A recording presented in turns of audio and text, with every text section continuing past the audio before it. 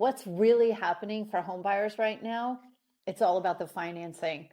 I'm Deborah Morton with Inside Georgia Real Estate, and today we've got Martine Nedou with Acclara Lending, powered by Barrett Financial, with us. And we're going to be talking about what's really happening with home mortgages, financing, and buying homes.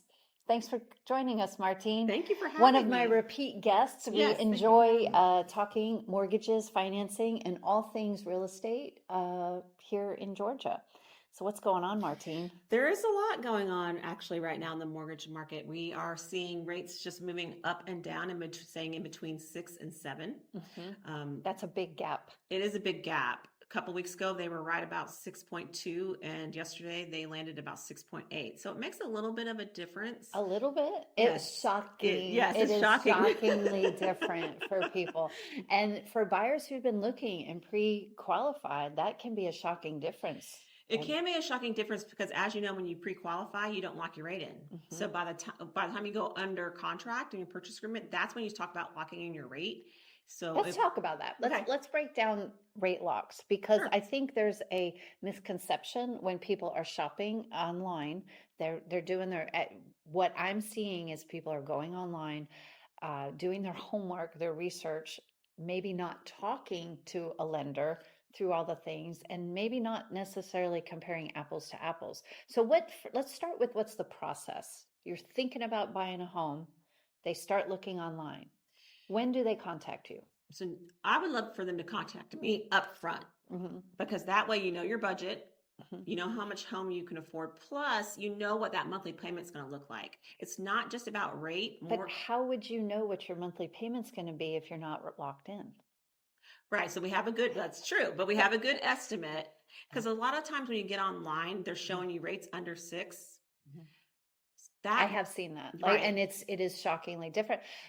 And I think contributing to the number of contract terminations we're seeing this year in 2026, 1 in 3 is terminating, not necessarily for financing, for a lot of different reasons. But I think the gap between what people think they can afford and what the actual numbers end up being, we're going to break down today. We are going to break down this gap and what's happening. Absolutely, because what you think you can afford and what you actually can makes a huge difference. Especially if you have in your mind, let's say you want to be able to make a monthly payment of $2,500.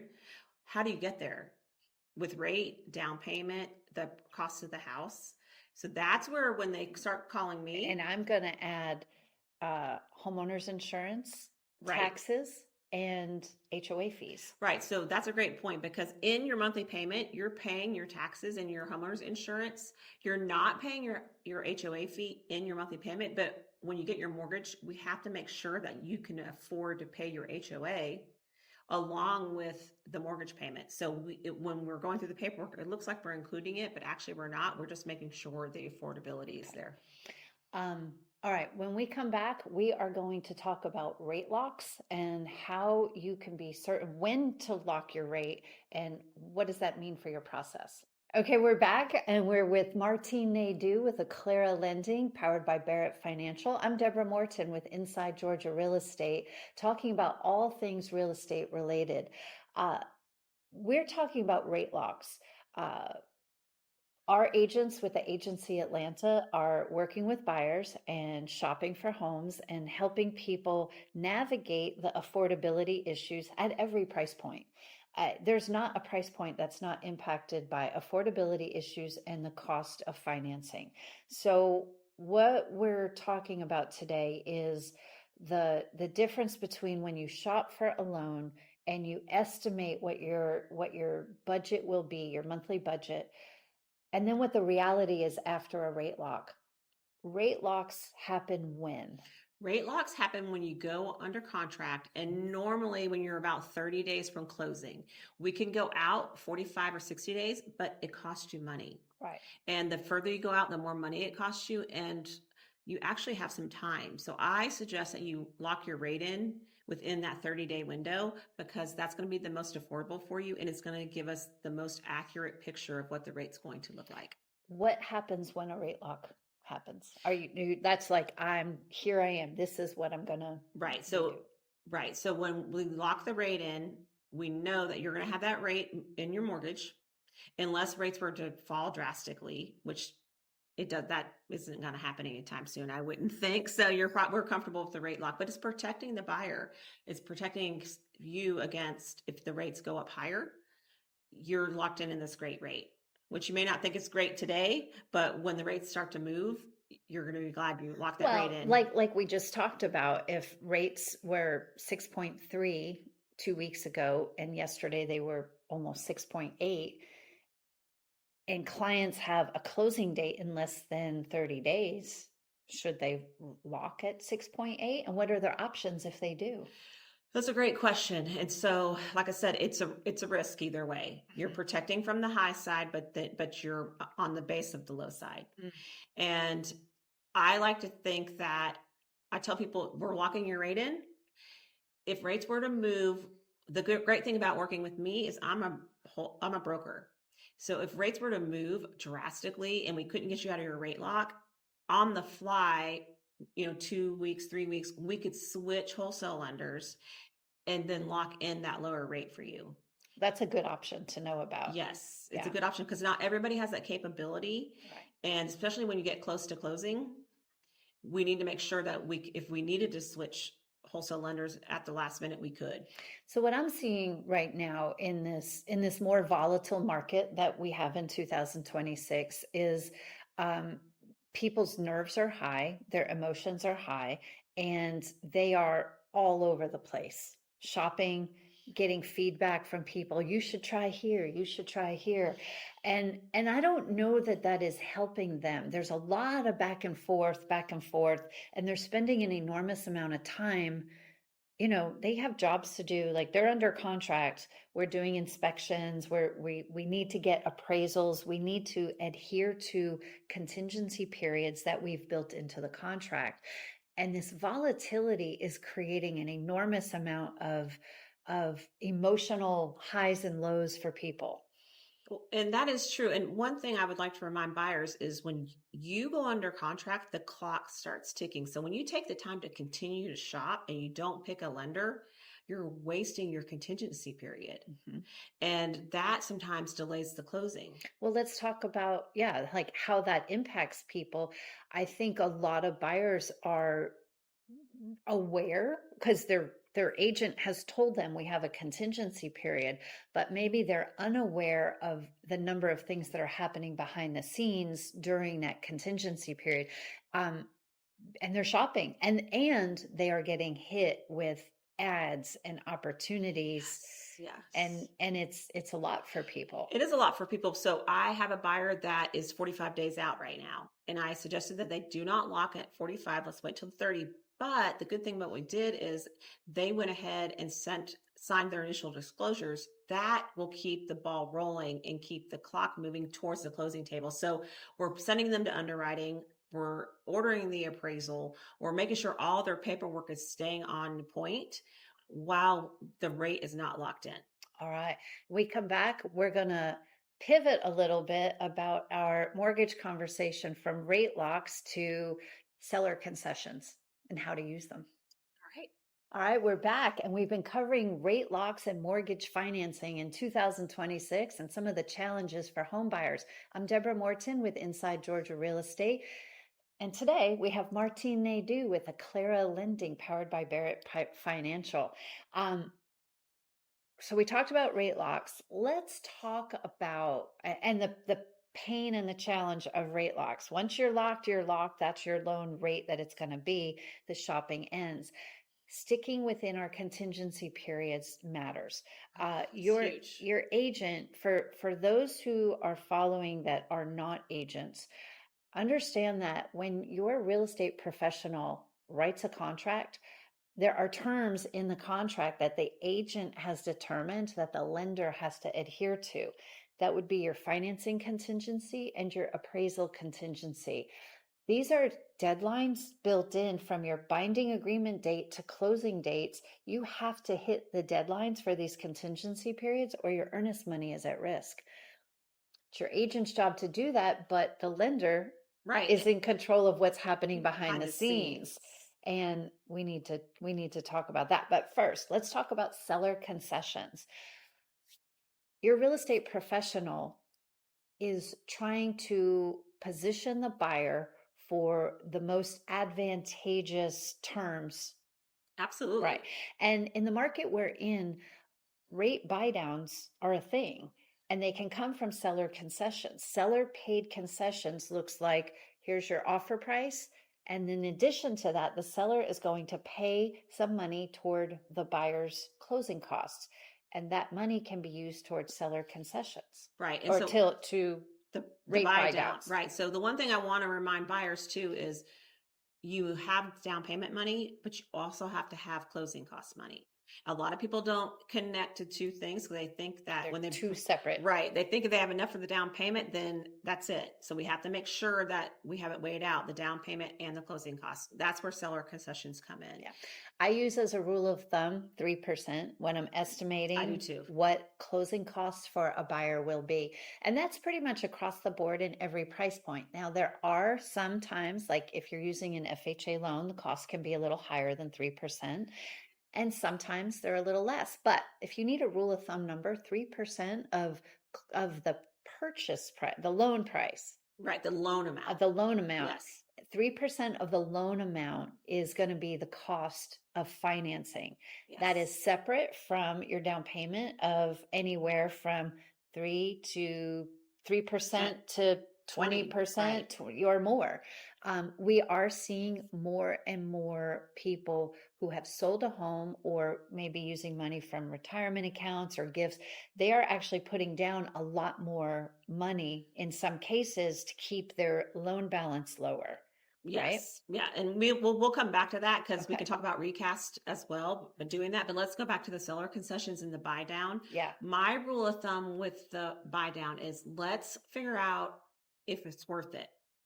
Where are you going to break even? If the buy down costs you $5,000, how long is it going to take you to break even on that money so it's not wasted? Because most people only stay in their loan 3 years. And in the market we're in, people are anticipating refinancing Right. as soon as rates drop. That's exactly right. Now, the caveat with seller concessions is they cannot be more than what the actual fees are. So if they contribute more than the fees, then we need to figure out where Wait. If the seller contributes more than the fees of the cost of the closing costs, right, where else can we put that money? As we just had Carrie Smith from Choice Home Warranty right. on, and we can buy a home warranty with that. Well, home warranty, if you have small minor repairs, they can pay it to your repair person. Can you do the rate buy down? Does it make sense? Where are we going to put that money in the seller concessions where it makes the best use? So if a rate buy down isn't always cost effective, what would that look like? Somebody is quoted a rate of, for easy numbers, 6.5%, and the rate buy down gets them to 6.25. So it's a quarter point rate buy down. So you're saying the cost of buying that quarter point down, paying it in advance, if they're not going to stay in the house for a certain amount of time, it's wasted money. It's wasted money. And that's exactly right. And the other thing is when you're buying down a quarter of a point like that, it only, depending on the size of your loan, it's probably only going to save you anywhere from $40 to $70 a month. Gotcha. Which I'm not saying only because that makes a difference. But you have to make a big jump in the rate buy down. So maybe if it's a half a point. Right. And I think for some people, maintaining their monthly budget matters a lot. It does. And what people don't understand is a buy down is not a flat fee. What the buy down is affected by what the rate is. So today, if the rate is 6.8, the buy down for half of a point might cost you $2,500. Again, the good thing about working with a broker is we can shop those wholesalers that have the different costs of what the buy down is going to cost you. I think the takeaway here for the listeners today is to understand that it is so complex what's going on behind the scenes that if what we're talking about today either bores you, makes your eyes roll back in your head, or I understand that it's not for everybody, but there is a level of detail. A professional like Martine, who gets into the nitty-gritty of the numbers, as long as she understands your goals and you articulate to her how long you plan to stay in the house, what your comfort level is with your monthly payment, she can do the digging and give you some options. If you're just shopping by rate alone, you're missing out on the nuance of what happens behind the scenes with your mortgage financing. Oh, absolutely. If you're just shopping on rate alone, you're missing out on fees. If you're going to refi, is the buy down worth it? Those kinds of things. You really need somebody that's educated and trusted to guide you in that right direction, because rate is not all that matters. Right. When we come back, we are going to move into some other fun financing topics. We're going to bust up some myths as well. So we'll be back in just a moment. And we're back. Today, we are with Martine Nedou with Acclara Lending, powered by Barrett Financial. And I'm Deborah Morton, your host of Inside Georgia Real Estate. I'm the managing partner for the agency Atlanta. We are busting some financing myths today. And one of the things is, do I really need 20% down to purchase? And no, but there are some real benefits to putting more than 20% down, namely mortgage insurance goes away. Right. So if you don't put 20% down, you have to pay private mortgage insurance. That's protecting the lender. Right. Should you default on the loan. It doesn't help the buyer at all. The homeowner gets no benefit of that. It is you have the privilege of paying for the insurance policy that protects the lender. Except if you put down more than 20%, that's eliminated. It is eliminated, and it can make a difference in your payment depending on the price point. Again, but to the hundreds of dollars a month. Right. It could be anywhere. I'm closing a loan soon that the private mortgage insurance is $50 a month added on. That's a lower loan. That's a lower loan. That when you go up, it's going to factor in. Right. There's a certain percentage. And with the average price point across metropolitan Atlanta at $447 right now, private mortgage insurance will be a hefty amount. Probably in the over $100. Mm-hmm. So let's talk about, not everybody has the cash to put down 20%.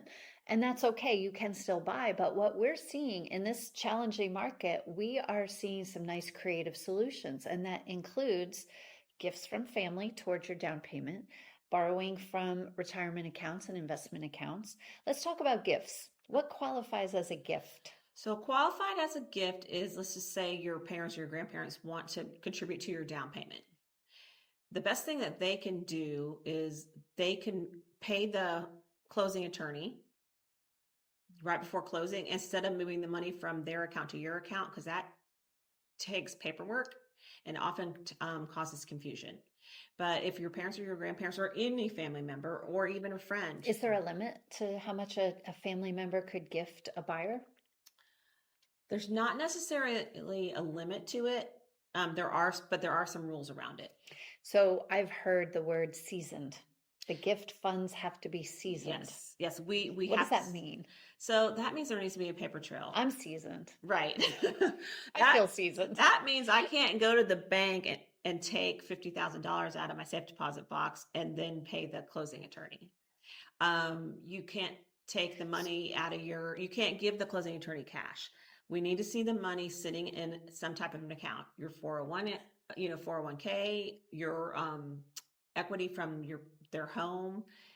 I have somebody right now that has an asset-based loan, and that's how they're gifting to their children the 20%. Right. So interesting that way. I think a lot of people, there's a misconception that if they pull funds out of a retirement account, the taxes will be astronomical and it wouldn't be worth it. Is that true? That is not true in some cases. It just depends on how much money you move and what you're actually doing with it. Yeah. Because if it's your money and you're buying your home, it's less of a tax break. Right. So if a parent, though, has money sitting in entire investment accounts and then they gift the money, there could be some tax implications there. There could be some tax implications there. Yeah. I would always make sure you ask a tax professional.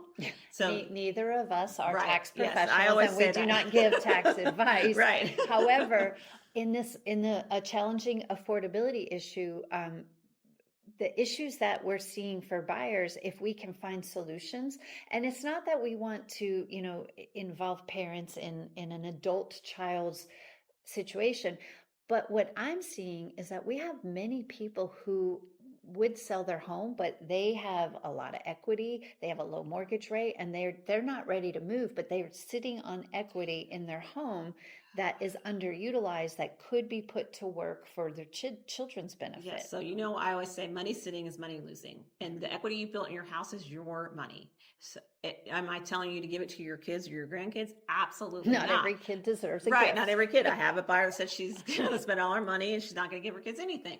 And hey, more power to her, right? She worked hard for it. However, it is a good way to utilize that money because that is your money that you worked hard for. And if turn around and buy another property with it. So my thought is, if you have an enormous amount of equity in your home and you're not intending to move anytime soon, and your adult child wants to get into home ownership, it might be a good family conversation to have, to use that equity for their benefit, because of the difference with rates fluctuating in the mid sixes. That additional money toward your child's down payment could really be the difference between them continuing in a rental cycle or becoming a homeowner. Well, right. And it's helping your children start their generational wealth along with yours because there's legal ways to do that. Put it in a trust, those kinds of things. Again, you need to ask legal advice on that. So there's ways to be creative, staying on the up and up, but also getting your children into home ownership. Yes. Thank you for sharing that. So when we come back, we are going to cover some more fun financing facts. I'm Deborah Morton with Inside Georgia Real Estate. And if you'd like to reach out to Martine Nedou with Acclara Lending, just send me a message on InsideGeorgiaRealEstate.com. All right, we're back, and it's time to ask Martine some tough questions. I'm Deborah Morton with Inside Georgia Real Estate, and today we've got Martine Nedou with Acclara Lending, powered by Barrett Financial. And it's time to stump Martine. Now, we actually want to know, everybody wants to know, where does the money go? There's so many costs involved with closing costs. And we all talk about rate, and that's the interest rate you're paying on the money you borrowed. But what are all those other costs? Where do they come from, and what are they?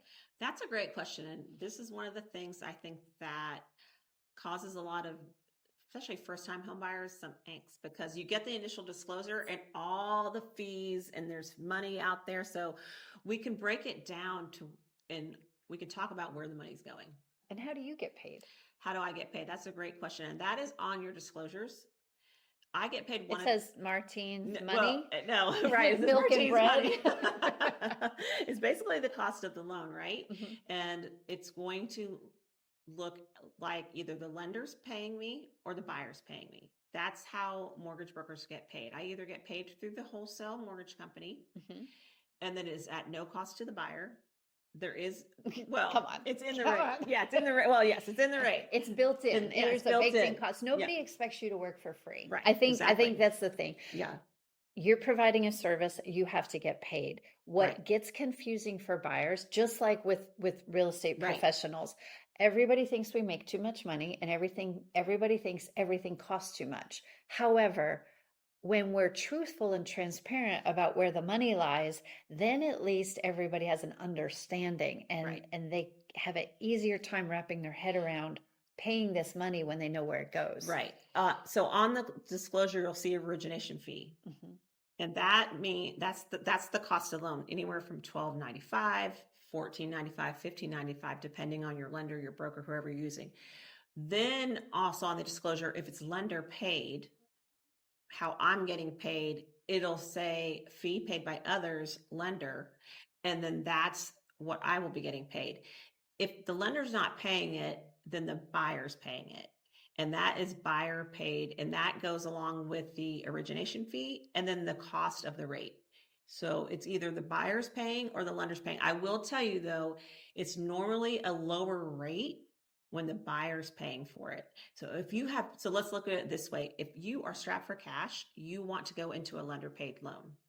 If you have plenty of cash to bring to the closing table, it probably would benefit you more to pay. I get it. If Yeah. it's lender paid, it's rolled into the loan. Right. If it's buyer paid, it becomes part of the closing cost, which Yes. is paid at closing and Yes. requires cash. And it usually is a lower rate. Yeah. And usually by a lot. Yeah. And so that And these are some of the things you're shopping when you're shopping Yes. brokers. This is good. Yeah. There's some of the things I'm shopping because I need to know if you can bring the cash. What's more important to you, the rate or your closing cost? What are some of the other? I know there's an appraisal fee. There is an appraisal fee. Normally it's around in Georgia around $650. Just so for the listeners who maybe don't realize this, the appraisal is required by the lender to guarantee that the value of the loan is worth it. And for that, you get the privilege of paying for it. That's exactly right. And then people often confuse that with an inspection fee too. The inspection is for the buyer. The appraisal is for the lender. Right. And so you pay that. There are a lot of fees on there that I can't control and the buyer can't control. The attorney costs. But, well, I'll say your agent has the opportunity to help shop with attorneys. Now, yes. In the Atlanta marketplace, we seem to have two sets of attorneys, and it really does matter. We will, in another segment, talk with an attorney to break down the differences. But I'm going to recommend that in Atlanta real estate, Georgia real estate, we do close with attorneys. And you don't want to cheap out on the attorney you're using for a whole slew of other reasons. Right. So, no, I would agree but there with that. are variances in the costs of the attorney. But that's true. You don't. Yeah. Right. And so along with the attorney fees, which I do not control. Right. The attorney controls or them. title insurance. Right. Title insurance. So there's two title insurance on your disclosure. One is protecting the lender. The other is titled optional. And that is for the home buyer. And what that does is that protects you for if somebody came back and said, hey, Deborah, I know that you bought this home 3 years ago, but my great grandmother actually owned this property and they just now found that I'm the descendant. So this is legally my property. So that's what the optional insurance, what you're paying for. That would be homeowners title insurance. Yes. Lender's title insurance is not optional and it's set by the lender. And it protects the lender. It protects the lender for from the that privilege of having that insurance, you get to pay for it. The other thing that's on your disclosures that you're paying for on the loan is your taxes and insurance. You, especially if you're escrowing. So there are huge variances in taxes based on what county and city you live in. There are many places around Metro Atlanta that you pay both county and city taxes. If you're in an unincorporated county, it will be less, but depending on which county you're in, that millage rate, that none of us have any control over what that tax is. Right. That's what I was going to say. We can't control the taxes. Right. We can control the homeowner's insurance. You get the privilege to shop homeowner's insurance and pick a price point that's comfortable for you. And the coverage. And the coverage as well. HOA fees are in there. If you are buying a condo, the condo review is huge. And that fee is included in there. And normally you have to pay an initiation fee for the condo and for the HOA. So that also ups your closing cost a little bit. And it does make a difference. Oh, it's a pity. That's my little joke. Yes, it's a pity. All right. Yeah. Principal. Let's say principal, interest, taxes, insurance, and we're going to add homeowners association fees on top of that. Yes. Principal and interest, when you're shopping online, that's all you're being quoted. Taxes and insurance have really added to the affordability conversation in 2026. And one more thing I want to mention on the closing disclosure or initial disclosures. When you close, what day you close in the month matters. Yes. If you're strapped for cash, you want to close probably towards the end of the month. And that is because of prepaid. That's because of prepaid. Somebody has to pay the taxes and insurance on that property while it's being negotiated or while it's switching ownership, actually. That is one of the things that your real estate professional can do for you is understanding. Now, to be clear, the realtor does not have insight into personal information, credit scores, cash in the bank. We see none of that, and we like it that way. That is, we hold two different licenses. Yes. Martine's license for mortgage Yes. is different than my real estate salesperson license. And I do not give real estate advice. And I do not give mortgage advice. So, but it's important for people to understand that your conversations with your lender are private, but they should be in depth, because if she has a clear understanding of what your goals and needs are, she can help with all the nuance to get you there. Your agent will hear from your lender. Once you've selected Martine as your lender, she will tell me, hey, push that closing back to, as you're shopping, she'll understand where your cash reserves are, how much we should be asking for in seller concessions to closing costs. Closing date does matter for cash to close. And that, knowing that in advance, will help me negotiate on your behalf in advance. Oh, so absolutely. we can put a package. Your lender and your agent should be working together to bring you the most affordable package there is. I was just about to say that partnership is so important because it's only benefiting the home buyer. And that's sadly where in today's market, where I'm seeing we're losing some of those relationship dynamics because the cost of borrowing money is high. I see buyers all over the board on their lending situation. But when I have a lender that I can work with all the way through the process, we can bring the best package together. And there are many options in how we go about it. Absolutely. And we were just working on a home purchase that if we hadn't communicated clearly and trusted each other, we would have both lost the deal because we really didn't know what to do. And we really had to you communicated clearly. I communicated clearly. I raised my hand, to get a little bit of help. We involved the attorney because we had to get this deal closed for this home buyer. And it just was something that came out of the blue. Yeah. So there are things that pop up that we don't have control over, and we don't actually find out about until the contract is executed, inspections are complete, people are hiring movers, and all of a sudden issue comes up with deed. And your team of professionals, the attorney, the lender, the agent, all come together working behind the scenes to smooth out. And actually, in this case, it was both agents, listing agent, buyer's agent, right, to pull the details because together. Underwriting found something that none of us could foresee, but we didn't dig as deep as them. That's why they're called underwriters. Right, yes. They go under yes, they do. the and we had to find a solution, and that's what we did successfully. Yes. So congratulations. All right. So if someone has questions about financing and mortgages and want to understand more about the nuance of putting all the details together, how would one reach you, Martine? You can reach me at Martine@barrettfinancial.com. They can go through Inside Georgia Real Estate and message you, That's and then right. you can provide the information. InsideGeorgiaRealEstate.com. I'm Deborah Morton, your host. Thank you for joining us today for this insight, and it's the behind the scenes look at what goes on in the mortgage and financing part of purchasing a home. I hope you'll follow us along on Spotify, Apple, YouTube, all the places that you listen to your favorite podcasts and storytelling.